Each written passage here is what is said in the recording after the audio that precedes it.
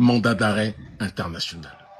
Quelle erreur stratégique, monumentale et fondamentale du camp néocolonial, qui, encore une fois, a visiblement quelques coups de retard, pensant naïvement que leur mandat d'arrêt aura une incidence sur ma personne, comme si nous n'avions pas déjà pris depuis un certain temps nos précautions dans ce combat géopolitique que nous menons contre les esclaves dociles de la plantation néocoloniale, néolibérale. Alors, il est important déjà de contextualiser la situation, sans quoi personne ne comprendra de quoi il en retourne.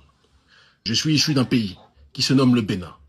Pays qui, depuis 2016, a été pris en otage par un prédateur économique absolu, qui dirigeait déjà économiquement le pays depuis très longtemps, car il s'était accaparé toutes les ressources de l'État, pendant que la majorité de la population vivait déjà dans des difficultés. Quand il a accédé au pouvoir, il est rentré dans une démarche de vendetta.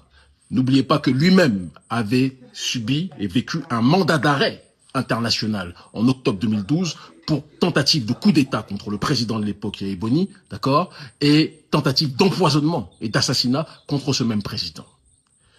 Quand il est arrivé au pouvoir en 2016, Patrice Talon est rentré dans une vendetta politique et dans une accentuation du processus de spoliation des ressources de l'État, de prédation économique absolue, d'injustice sociale qu'il a érigée en religion, d'exclusion systématique de toute force d'opposition des scrutins majeurs aux élections.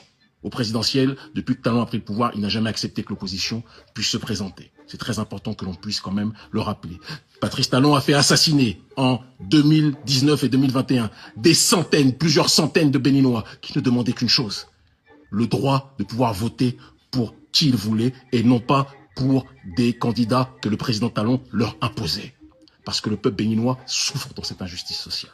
Alors Talon, un petit peu comme le dirigeant d'une boîte, c'est d'ailleurs comme ça qu'il fonctionne avec son pays, c'est quelqu'un qui présente une belle vitrine à l'extérieur, pendant qu'à l'intérieur, il persécute ses employés. Un petit peu comme les employés des grandes multinationales occidentales, qui sont souvent des Philippins, ou des Africains, ou des gens qui vivent dans une précarité extrême, et à l'extérieur, on vous vend des beaux produits, on vous dit que tout va bien. C'est exactement la même chose avec le Bénin. Il ne vit pas et il ne considère pas, il ne dirige pas le Bénin comme un président qui protège ses concitoyens. Il dirige le Bénin en voyant la population comme ses sujets, d'accord, ses soumis, qui doivent faire ce qu'il dit, se taire, sans quoi ils seront assassinés ou incarcérés en masse, comme c'est le cas depuis sa prise de pouvoir, ou poussés